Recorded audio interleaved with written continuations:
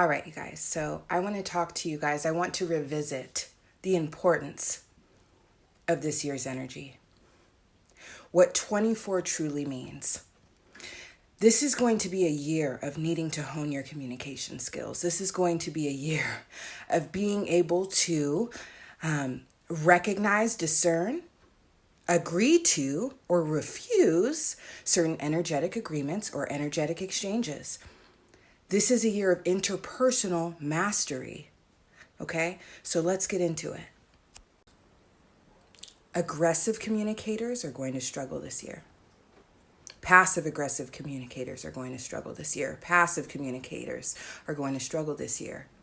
This is going to be a year of needing to learn how to communicate assertively and directly in a manner that retains your own energy.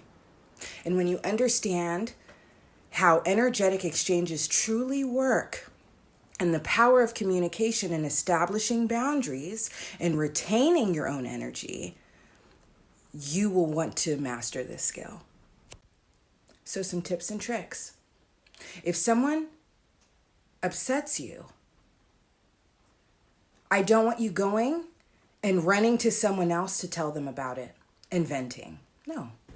I want you to communicate directly to that person how you feel in a calm, assertive manner. Another very important skill to master this year is going to be identifying reciprocity or lack thereof. Rule of thumb: if any sort of connection, conversation leaves you feeling energetically imbalanced, right? This person's lingering in your mind, right? Because of something they said, and you didn't respond in a manner that allowed you to retain your own energy. So they're literally harnessing it as we speak. Pay attention to that and end that using communication, right? In some way, shape, or form, however that makes sense to you. If you find yourself always reaching out to someone to maintain some sort of quote unquote connection, pay attention to that. Because that is going to be an interpersonal connection you are going to either have to work to balance or release. If you are finding yourself agreeing to things that you don't actually want to agree to, whether at work, in relationships,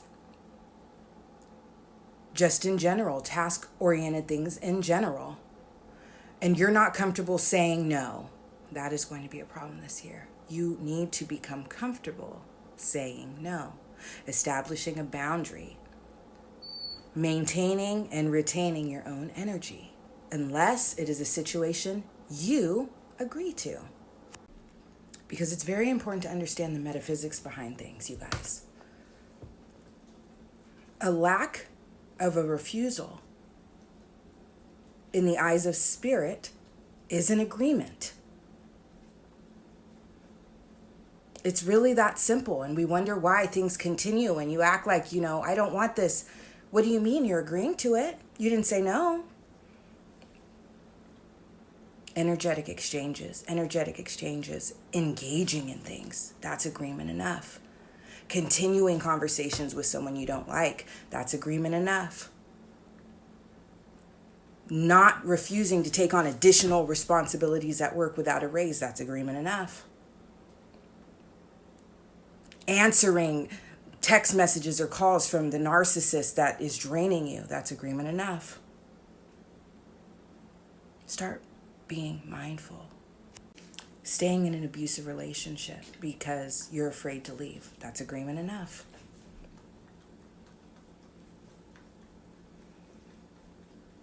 Agreements are engagement. Agreements are staying. Agreements are doing. Agreements are responding. Agreements are silence.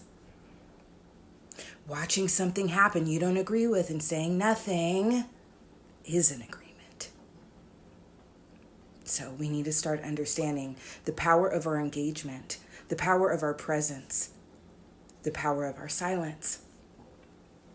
This is the year of mastering all of that. using your sword to sever things you don't agree with. And the simplest way to do so is by saying no.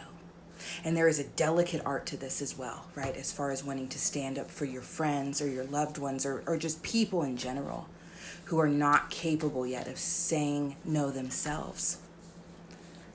Be mindful of that as well, because we also need to allow people the space to grow, the room to grow, the room to think and say, oh, that made me uncomfortable. Next time I'm gonna say something. Courage takes time to develop, but it develops, okay? So it's a delicate dance, right? It's a delicate dance, but when it comes to you directly, you are your protector. Protect your energy, my loves. It's the year to do that. And for clarity's sake, there's a lot of times where people will say, oh, it's not worth my energy, block, not say anything, or just block, or just ignore. That's not.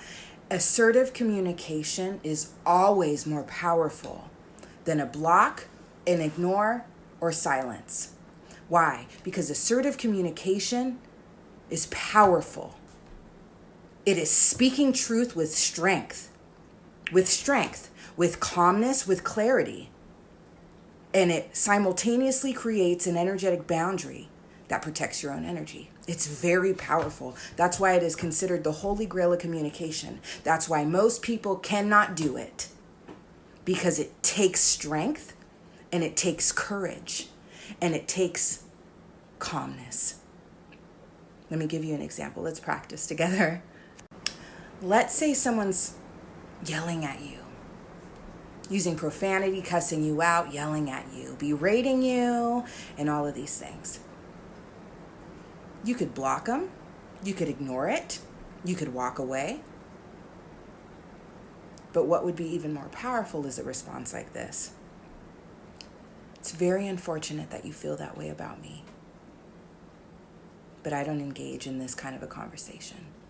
You have a great day. Do you see the difference there? Do you see the difference?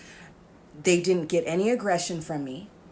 They didn't elevate my energy. They didn't harness my energy. I maintained it, I kept it, and I created a boundary. Assertive communication is also the only form of communication that's going to effectively work when communicating with someone who's approaching you in that manner. Right? You cannot come, even if they're being disrespectful, even if they're being manipulative or mean, if they're coming at you with assertive communication in a calm manner, the only way to tactfully refute said attempt at harnessing your energy is through mutual use of assertive communication. It's about self-mastery, my loves. It's about emotional balance. You need to be mindful and not let people get a rise out of you. Not this year. Have a great day.